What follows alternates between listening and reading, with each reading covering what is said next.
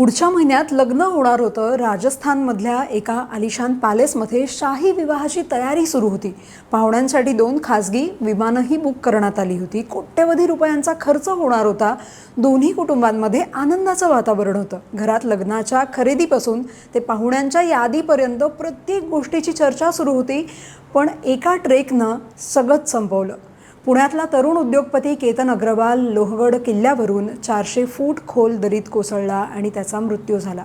सुरुवातीला सगळ्यांनाच हा एक दुर्दैवी अपघात वाटला, पण अवघ्या काही दिवसातच या प्रकरणानं असा ट्विस्ट घेतला की संपूर्ण महाराष्ट्र हादरून गेला. कारण ज्या मुलीसोबत केतन लग्न करणार होता, जिच्यासोबत नवीन आयुष्याची स्वप्न रंगवत होता, त्याच होणाऱ्या पत्नीचं नाव या मृत्यू प्रकरणात समोर आलं. नेमकं काय आहे हे प्रकरण? अपघात वाटणारी घटना खुनापर्यंत कशी पोहोचली? पोलिसांना संशय कसा आला? आणि कोट्यवधींच्या शाही लग्नाची तयारी सुरू असलेला केतन अग्रवाल नेमका होता तरी कोण? या सगळ्या प्रश्नांची उत्तरं जाणून घेणार आहोत या व्हिडिओच्या माध्यमातून. नमस्कार, मी आकांक्षा आणि तुम्ही पाहताय लगावबत्ती. केतन अग्रवाल हा मावळ तालुक्यातला गहुंजे इथे राहणारा. त्याचे वडील विशाल अग्रवाल हे पुणे आणि पिंपरी चिंचवड परिसरातले अत्यंत प्रसिद्ध बांधकाम व्यावसायिक. रिअल इस्टेट क्षेत्रात त्यांचं मोठं नाव, त्यामुळेच अग्रवाल कुटुंबाची गणना शहरातल्या प्रभावशाली व्यावसायिक कुटुंबांमध्ये केली जाते. केतन स्वतःही व्यवसायात सक्रिय होता आणि एका रिअल इस्टेट कंपनीमध्ये संचालक म्हणून कामही बघत होता. वयाच्या अवघ्या 26व्या वर्षी तो कुटुंबाचा व्यवसाय पुढे नेण्याची जबाबदारी सांभाळत होता. त्याचं आयुष्य व्यवस्थित मार्गावर असल्याचं सगळ्यांनाच वाटत होतं. पण काही महिन्यांपूर्वी त्याचा साखरपुडा पुण्यातल्या प्रसिद्ध गोयल कुटुंबातल्या सिया गोयल हिच्यासोबत झाला. गोयल कुटुंब हे मसाल्यांच्या व्यवसायासाठी ओळखलं जातं, त्यामुळे 2 मोठ्या व्यावसायिक घराण्यांचं हे लग्न असल्यानं त्याची चर्चा केवळ पुण्यापुरती मर्यादित राहिली नव्हती. राजस्थानमधल्या जयपूर इथे एका आलिशान पॅलेसमध्ये हा विवाह सोहळा आयोजित करण्यात येणार होता. काही बातम्यांनुसार या लग्नासाठी तब्बल 14 ते 17 कोटींपर्यंत खर्च होणार होता. लग्नासाठी विशेष पॅलेसही बुक करण्यात आला. वऱ्हाडी आणि पाहुण्यांच्या प्रवासासाठी 2 खासगी विमानांची व्यवस्थाही करण्यात आली होती. दोन्ही कुटुंबांकडून लग्नाची जोरदार तयारी सुरू होती. सोशल सर्कलमध्येही या लग्नाची चर्चा रंगली होती. दरम्यान 19 जूनला सिया गोयलचा वाढदिवस होता. वाढदिवस खास पद्धतीनं साजरा करण्यासाठी म्हणून ट्रेकिंगचा प्लॅन आखण्यात आला. 18 जून रोजी केतन, सिया आणि त्यांच्या मित्रपरिवारातील काही जण लोहगड किल्ल्यावर गेले. पावसाळ्याची नुकतीच सुरुवात झाली होती, त्यामुळे लोहगड परिसर जो आहे तो हिरवागार दिसत होता. धुकं, ढग, थंड वारा आणि निसर्गरम्य वातावरणामुळे पर्यटकांचीही मोठी गर्दी होती. ट्रेकिंग दरम्यान सगळेजण फोटो आणि व्हिडिओ शूट करण्यात व्यस्त होते. सोशल मीडियासाठी रील्स, फोटोज आणि आठवणी जपण्याचं काम सुरू होतं. याच दरम्यान अचानक एक धक्कादायक घटना घडली.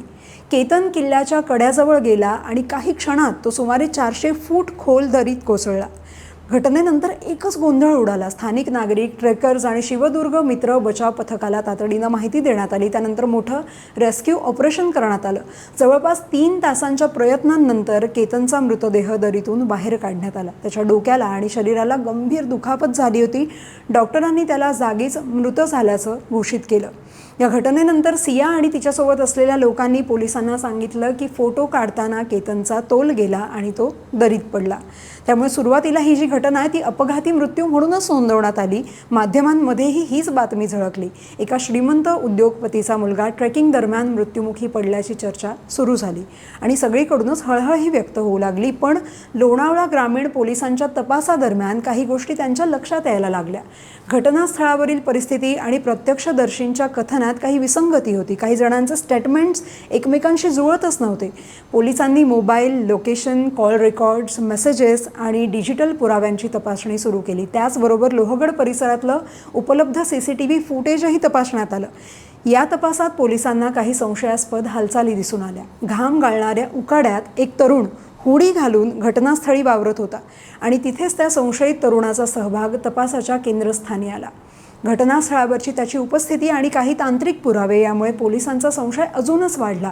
तपास जसजसा पुढे गेला तसं एक वेगळंच चित्र समोर यायला लागलं. पोलिसांच्या माहितीनुसार सिया गोयलला केतनसोबत लग्न करायचं नव्हतं. हे लग्न तिच्या इच्छेविरुद्ध होत असल्याची बाब समोर आली. काही बातम्यांनुसार तिचे दुसऱ्या तरुणासोबत काही संबंध असल्याचा तपास सुरू असल्यामुळे केतन हा तिच्या आयुष्यातला अडथळा बनला होता का याचाही तपास पोलिसांनी केला आणि याच दरम्यान पोलिसांना आणखी काही महत्त्वाचे पुरावे मिळाल्याचं सांगितलं जात आहे। पोलिसांच्या प्राथमिक तपासानुसार ट्रेकिंगचा प्लॅन हा केवळ वाढदिवस साजरा करण्यापुरता मर्यादित नव्हता, तर त्यामागे एक पूर्वनियोजित कट असण्याची शक्यता आता समोर येते। पोलिसांचा असा दावा आहे की योग्य संधी साधून केतनला किल्ल्याच्या धोकादायक कड्याजवळ नेण्यात आलं आणि त्यानंतर त्याला दरीत ढकलण्यात आलं। त्यानंतर ही घटना अपघात असल्याचं भासवण्याचा प्रयत्न करण्यात आला, पण तांत्रिक पुरावे, मोबाईल डेटा, संशयितांच्या हालचाली आणि जबाबांमधील तफावत यामुळे संपूर्ण कथानक उघड होऊ लागलं। या प्रकरणात सिया गोयलसह तिच्या काही साथीदारांची भूमिका संशयाच्या भोवऱ्यात आली आहे। तिच्या एका जवळच्या मित्राचा, ज्याला तिचा प्रियकर म्हणूनही बोललं जातं, त्याचाही सहभाग असल्याचा संशय तपास यंत्रणांना आहे। पोलिसांनी संबंधित संशयितांना ताब्यात घेऊन चौकशी सुरू केली असून या संपूर्ण कटामध्ये आणखी कोणाचा सहभाग होता का याचाही शोध घेतला जातो। दरम्यान या प्रकरणाने पुणे, पिंपरी चिंचवड आणि संपूर्ण महाराष्ट्रात मोठी खळबळ उडवली आहे, कारण ही फक्त एका तरुणाच्या मृत्यूची घटना नाहीये, तर विश्वास, नातं, प्रेम, लग्न आणि फसवणूक यांच्याशी जोडलेली असल्याचं चित्र समोर येत आहे। ज्या घरात काही दिवसांपूर्वी लग्नाच्या तयारीचा उत्साह होता, तिथे आज शोककळा पसरली आहे। ज्या आईवडिलांनी मुलाच्या लग्नाची स्वप्न पाहिली होती, त्यांच्यावर मुलाच्या अंत्यसंस्काराची वेळ आली आहे। ज्या पॅलेसमध्ये लग्नाचे सोहळे होणार होते, तिथे आता शांतता आहे। ज्या विमानांनी पाहुण्यांना लग्नासाठी न्यायचं होतं, ती विमानं आता निरर्थक ठरली आहेत। मात्र या संपूर्ण प्रकरणात एक गोष्ट लक्षात घेणं महत्त्वाचं आहे, ते म्हणजे पोलिसांनी जरी धक्कादायक दावे केले असले आणि